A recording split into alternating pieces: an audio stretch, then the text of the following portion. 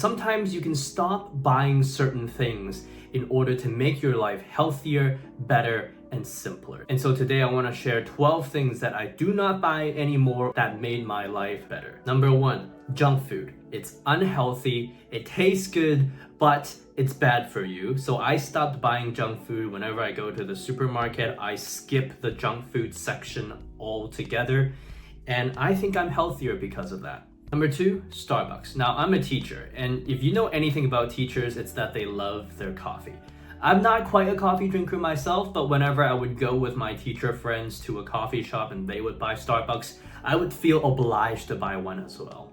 Eventually, I was just kind of like, I don't want to pay $5 to $8 for something that I don't really want to drink anyways. And so, guess what? I stopped buying Starbucks whenever I went to the coffee shop with them. And then guess what? Eventually, I stopped going to the coffee shop with them altogether because they now know that I don't drink coffee unless I really need to, because I need to stay up until 3 a.m. or something. Or I stayed up until 3 a.m. and the next day I have absolutely no energy. Number 3 on the topic of drinks, bottled water. I now bring my own bottle of water no matter where I go. Not only am I saving money, it's also better for the environment. Number 4, video games. So after I started working, I used to be the first in line to buy Assassin's Creed for like $80. I no longer do that, thankfully. And it's because I've realized that I never actually finish the game. I always get bored of it halfway in. And now I just kind of stop myself. I'm like, hey, you're not gonna finish it anyways. Don't buy the game. If you want to play video games, you can go play a phone game, which you'll get bored of eventually anyways. If you do something and it doesn't make you feel good afterwards, don't do the thing.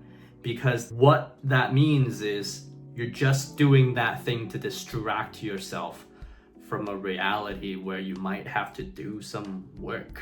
Number 5, this might be a surprise for some of you, but I no longer spend money on books. I used to go to thrift stores and buy all these secondhand books to read because I thought they would make me smarter, more money. It turns out after reading all sorts of books on self-help, personal finance, business, I did not make more money. Why? Because what I lacked in my life was not knowledge, I lacked implementation. And so while I do recommend some people that have no idea what they need to do to go read books, I'd argue that you don't actually need a book to figure out what to do because of the internet.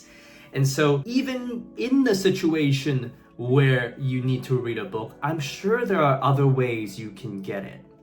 And on the topic of there are other ways you can get it, that brings me to number 6, which is subscriptions. And this is YouTube Premium, this is Netflix, this is Hulu, Disney Plus, how you watch your favorite shows. I know, I get it, you pay for convenience, but you don't have to. Here's the thing, you're paying for convenience towards something that ultimately will not help you become better as a human being. If I truly wanted to watch a movie, then I should be prepared to pay the cost of taking an HDMI cable and connecting it to my laptop.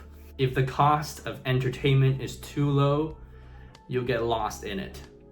Just look at the time you spend on YouTube or TikTok. Okay, number 7, and this might be a surprise for some, but I no longer buy any clothes. And I remember when I was in high school, I was this sensitive, self-conscious kid, and every summer I would fly back from Canada to Hong Kong and go to the hippest market and try to buy some t-shirts and clothes because I wanted to look cool. But over the years, clothes in my mind has changed from a want to a need.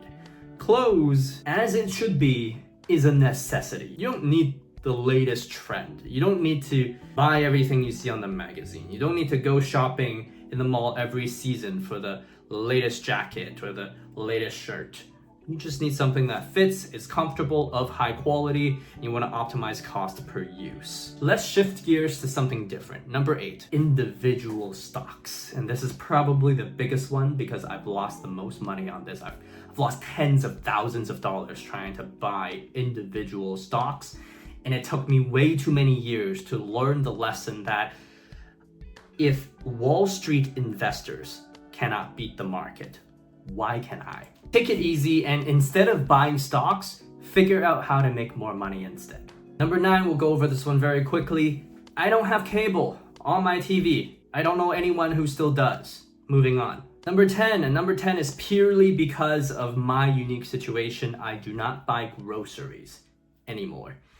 It is literally more worth my time to eat out every single night because I live in China, and in China, food is cheap. For example, yesterday, I had a burger and a personal pan pizza at Pizza Hut for 20 RMB, which is about $3. Why would I go buy groceries and cook for 45 minutes and eat for 15 minutes if I can just do that? Number 11, here's what you don't buy. You don't buy extended warranty on electronics, on really anything. Extended warranty literally makes no sense to buy because that's like saying the company is making low quality products. And so if you invest in a higher quality product that doesn't break, you should not need extended warranty. And if you feel like you need extended warranty on something that you buy, you probably shouldn't buy that thing. Finally, number 12, expensive haircuts. Guess how much this haircut cost? It's because I'm in China, it cost me 10 RMB, which is about $1.50. Someone cuts it, 5 minutes, they don't even wash my hair, and I'm out, okay? I mean, when I was in Canada, haircuts cost at least $20, but over the years, I've realized that a good haircut doesn't necessarily win over anyone, and this isn't necessarily a bad haircut. In fact, I already win over enough people with my devilishly good looks. But anyways, if you don't buy these 12 things, you'll save a little bit of money. But if you want to learn how I saved big money, enough for me to save $100,000, go watch this video right here.